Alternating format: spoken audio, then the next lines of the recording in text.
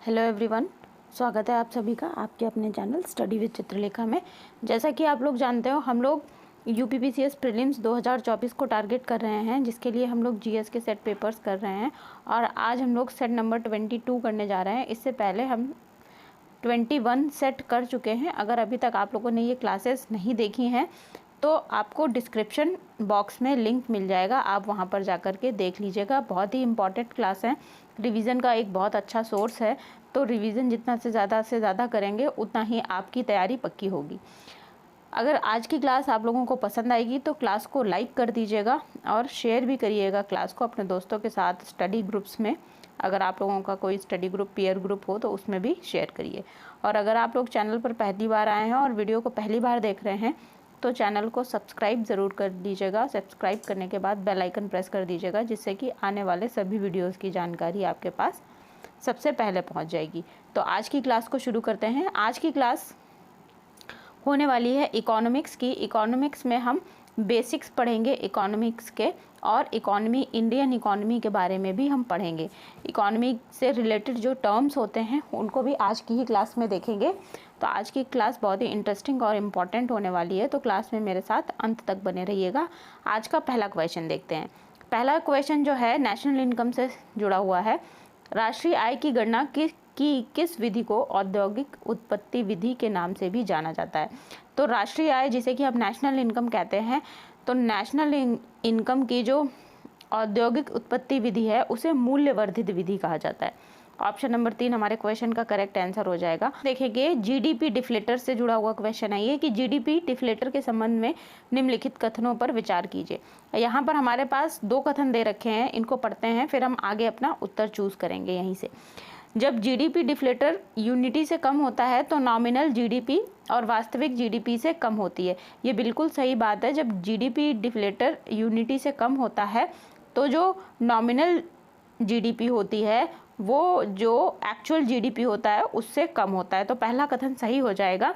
और दूसरा क्या कह रहा है, जीडीपी डिफ्लेटर 1 वर्ष से अधिक लंबे समय अंतराल के साथ केवल वार्षिक रूप से उपलब्ध है, इसलिए इसका बहुत सीमित नीतिगत उपयोग है। ये बिल्कुल गलत बात है।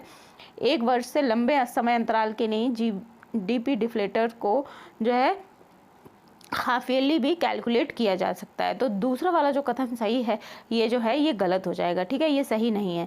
तो केवल एक कथन सही है। तो हमारे क्वेश्चन का जो आंसर बनेगा ये बनेगा ऑप्शन नंबर 1, केवल 1, ठीक है। ऑप्शन नंबर 1 हमारे क्वेश्चन का करेक्ट आंसर हो जाएगा। अब हम देख लेते हैं जीडीपी डिफ्लेटर क्या होता है।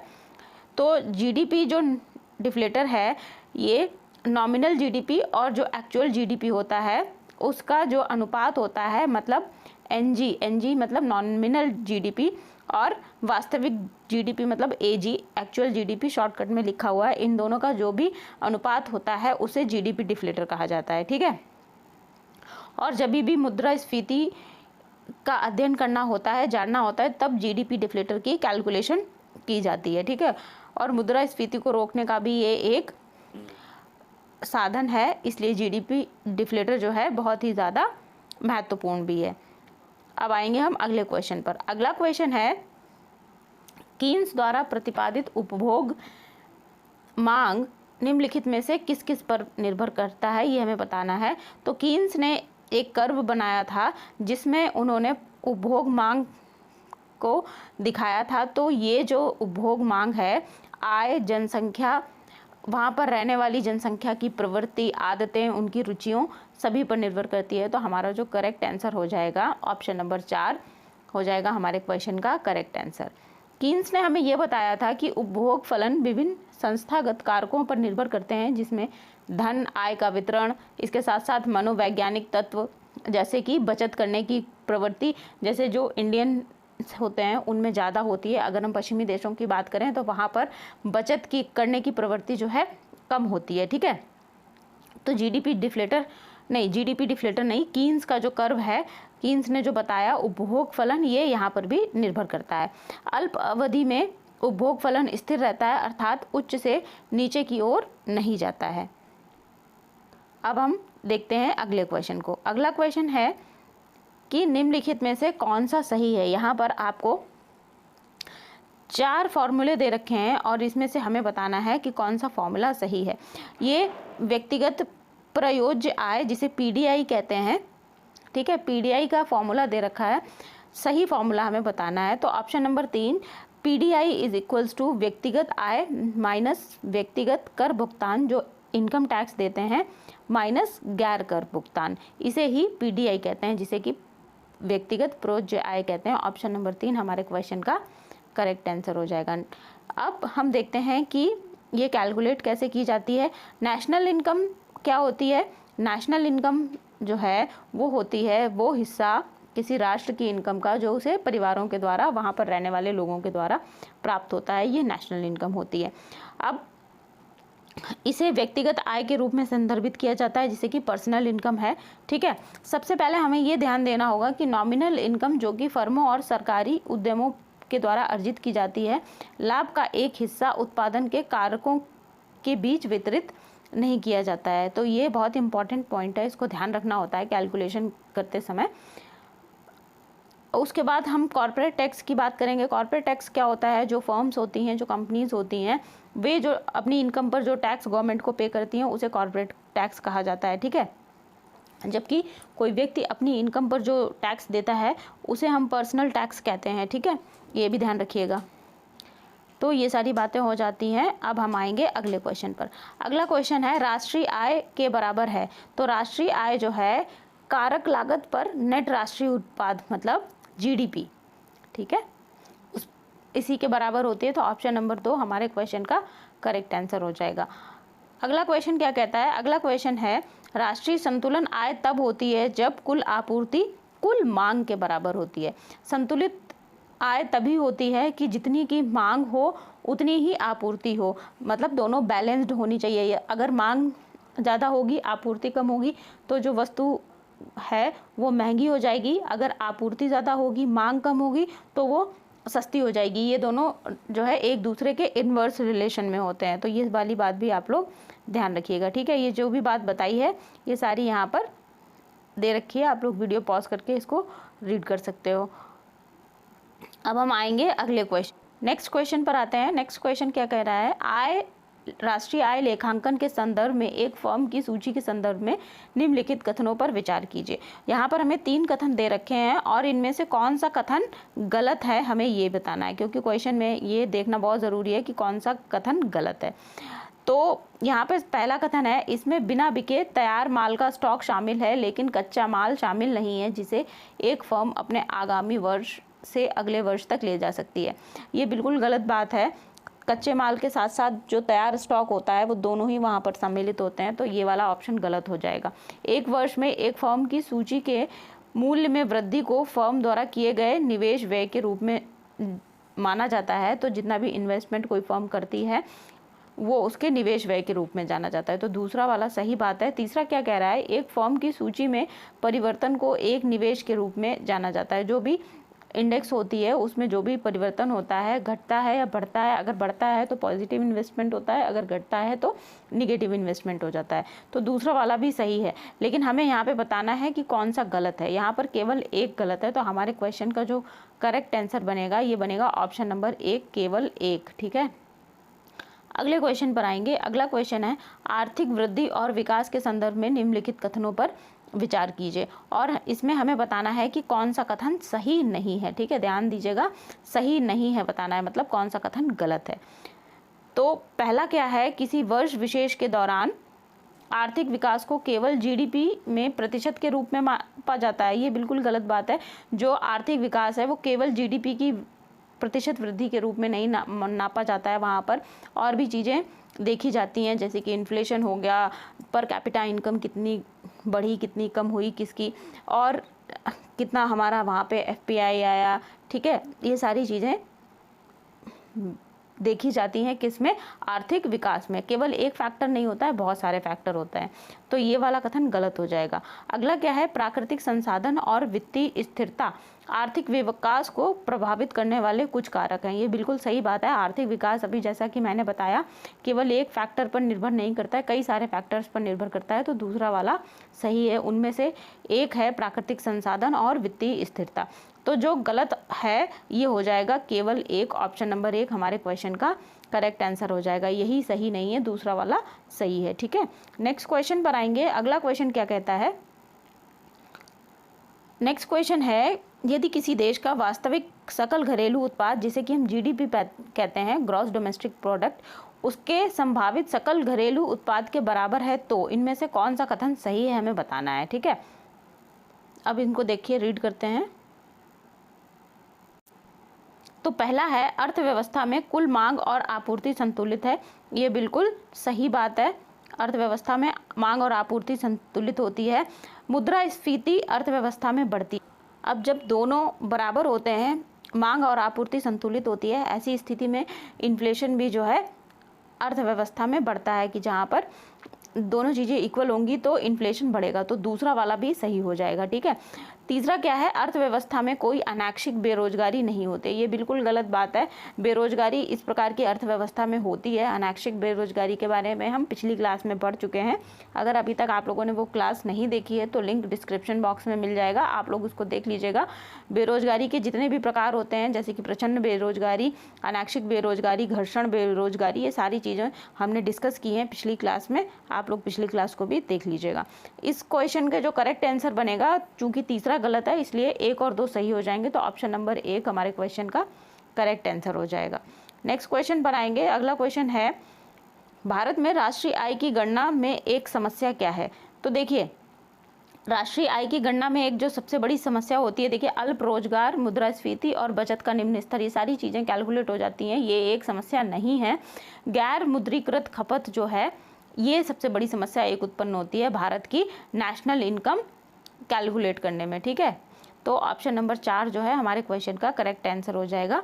आएंगे अगले क्वेश्चन पर। अगला क्वेश्चन क्या कहता है, मंदी के दौरान जब जीडीपी गिरती है तो प्रोज्य आय क्या होती है। तो प्रयोज्य आय जो है तेजी से कम होती है या तेजी से नीचे गिरती है। ठीक है,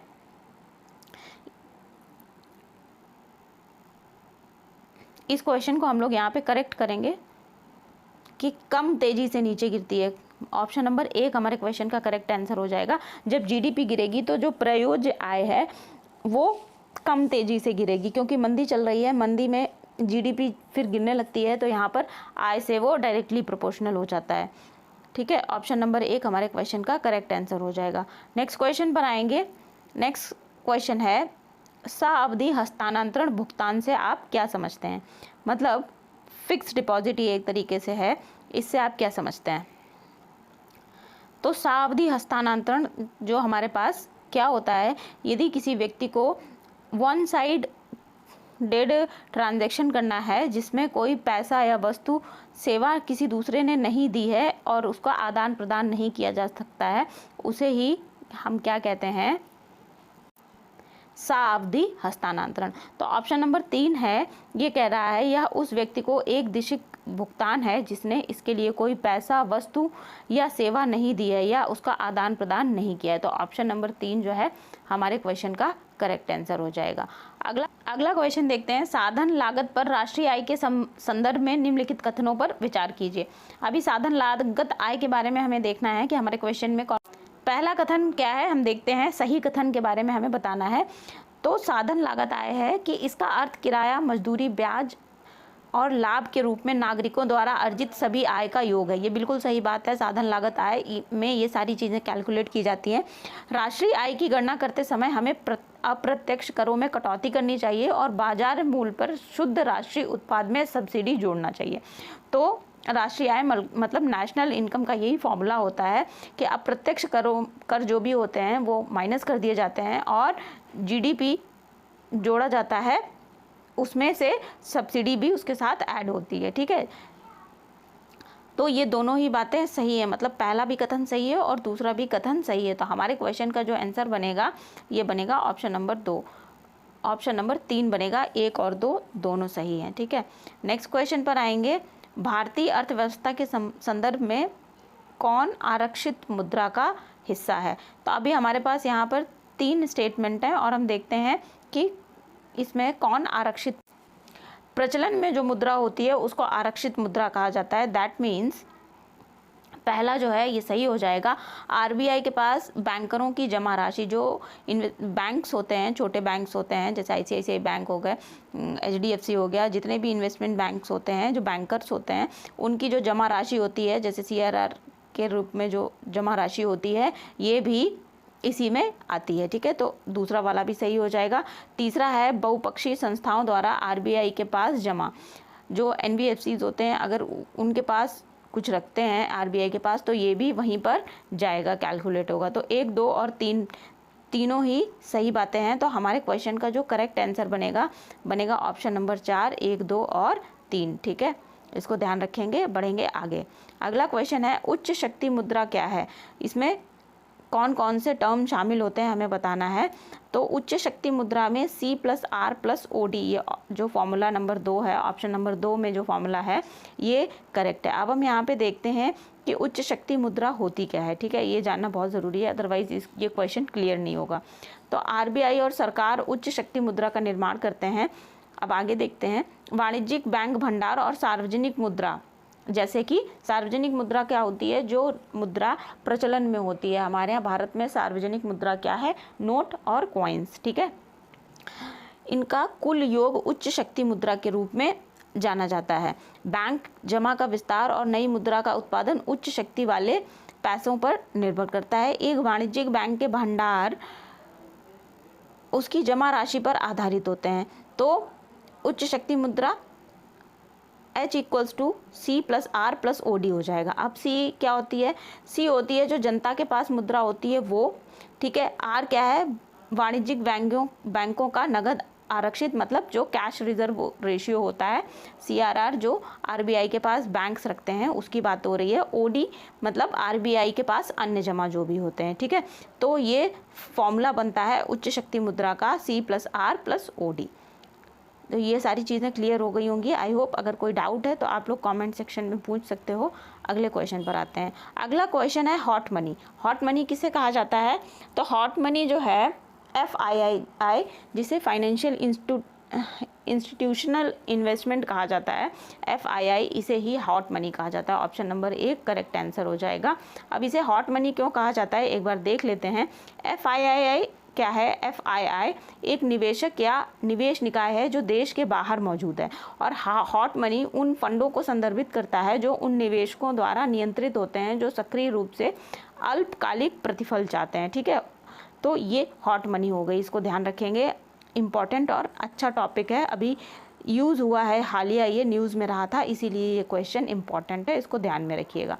अगला क्वेश्चन है, एक तरफ आपको टैक्सेस दे रखे हैं, दूसरी तरफ उनके प्रकार दे रखे हैं।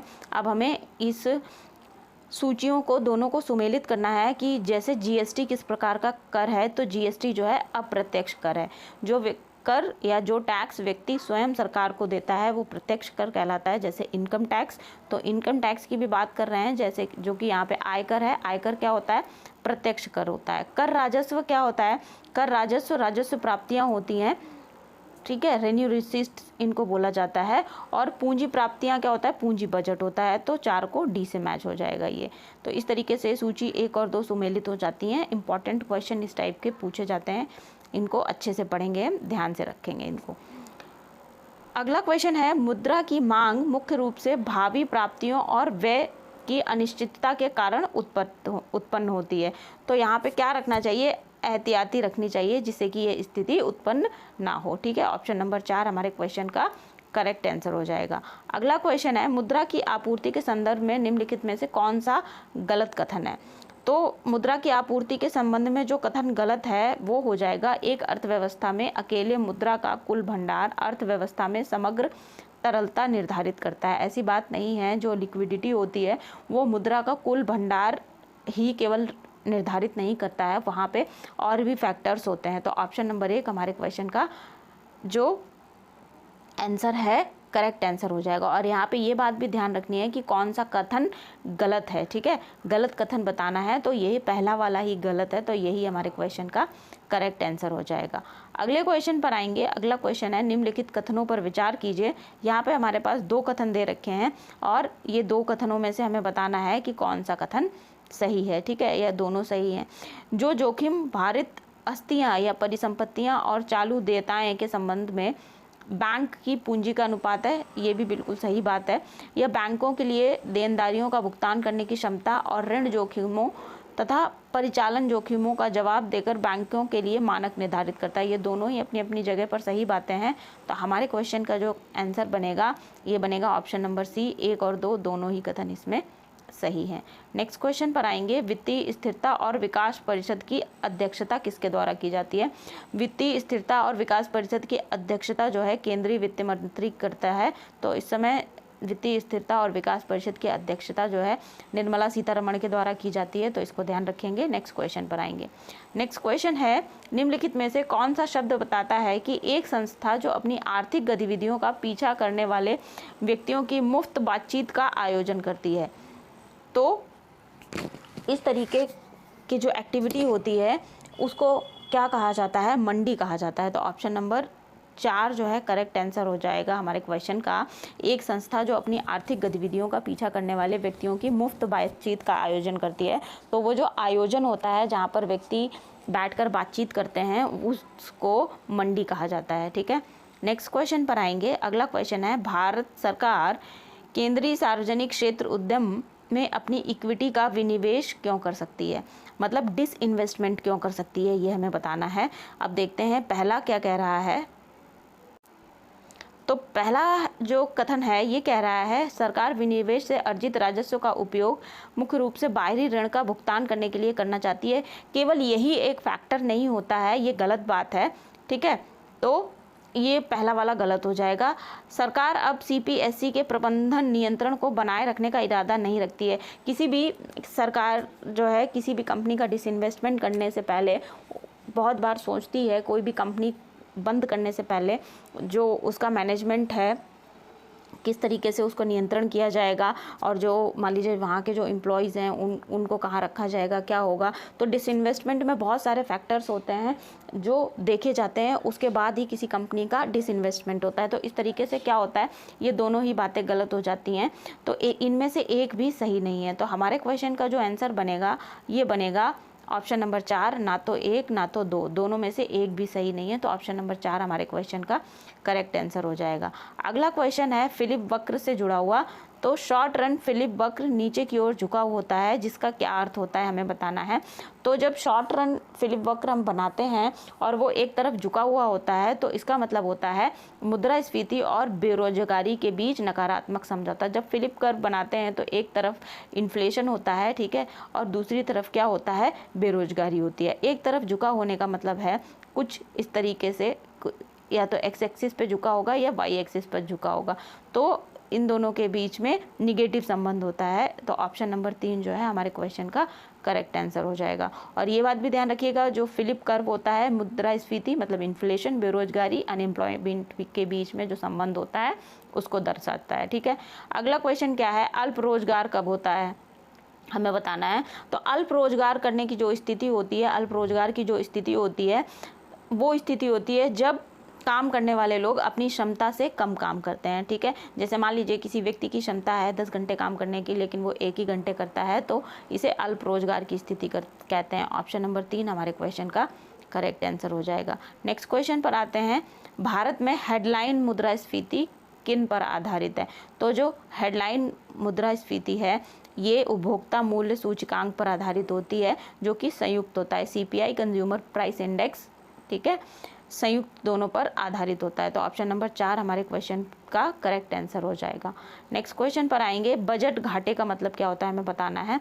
तो हम लोग हर साल देखते हैं जब सरकार अपना बजट पेश करती है तो बजट में एक तरफ इनकम होती है, दूसरी तरफ व्यय होता है। ठीक है, तो घाटे का बजट वो होता है जब कुल व्यय जो होता है वो प्राप्तियों से अधिक होता है। ठीक है, तो बजट घाटे का मतलब यही होता है, कुल व्यय माइनस कुल प्राप्तियां। तो ऑप्शन नंबर 1 हमारे क्वेश्चन का करेक्ट आंसर हो जाएगा। ठीक, नेक्स्ट क्वेश्चन पर आएंगे, भारत सरकार में बजट प्रणाली की उत्पत्ति का वर्ष किस वर्ष को माना जाता है? तो भारत में सर्वप्रथम अंग्रेजों के द्वारा बजट प्रणाली लागू की गई थी और 1860 में इसको लागू किया गया था। तो ऑप्शन नंबर 4 हमारे क्वेश्चन का करेक्ट आंसर हो जाएगा 1860। ठीक है, अब इसको देख लेते हैं कि औपचारिक रूप से कब प्रस्तुत की गई थी। तो 1860 में ब्रिटिश सरकार ने औपचारिक रूप से भारत में अपना बजट पेश किया था और जेम्स विल्सन ने 18 जनवरी 1869 को पहला भारतीय बजट पेश किया था। ये बात भी ध्यान रखिएगा। और विल्सन ने ही द इकोनॉमिस्ट की स्थापना भी की थी। ठीक है, और उन्होंने इनके द्वारा कार्ल मार्क्स ने एक शब्द कहा था विल्सन के लिए, महान प्रतिष्ठा वाले आर्थिक मंडारिन, इनको कार्ल मार्क्स ने कहा था। ठीक है, तो ये सारी बातें याद रखेंगे। अब हम देखते हैं कि पहला बजट कौन से भारतीय मंत्री के द्वारा, जब भारतीय सरकार का गठन हुआ था तो सबसे पहला बजट किसने पेश किया था। तो 1947 और 1949 के बीच में आर के शनमुखम चेट्टी के द्वारा ये पेश किया गया था। और जवाहरलाल नेहरू मंत्रिमंडल में कौन थे, वित्त मंत्री थे। चेट्टी ने पहला स्वतंत्र बजट पेश किया था 26 नवंबर 1947 को, भारत की आज़ादी के बाद। ठीक है, तो ये बात ध्यान रखिएगा, इम्पॉर्टेंट बात है ये। आज की क्लास में हमने इकोनॉमिक्स के क्वेश्चन किए, तो आई होप ये क्लास आप लोगों को पसंद आई होगी। अगर क्लास पसंद आई है तो क्लास को लाइक कर दीजिएगा और शेयर करिएगा क्लास को अपने दोस्तों के साथ और स्टडी ग्रुप्स में। अगर चैनल पर पहली बार आए हैं तो चैनल को सब्सक्राइब कर लीजिएगा और बेल आइकन प्रेस कर दीजिएगा, जिससे कि आने वाले सभी वीडियो की जानकारी आपके पास सबसे पहले पहुंच जाएगी। तब तक के लिए पढ़ते रहिए, मिलते हैं अगली क्लास में। Thank you everyone.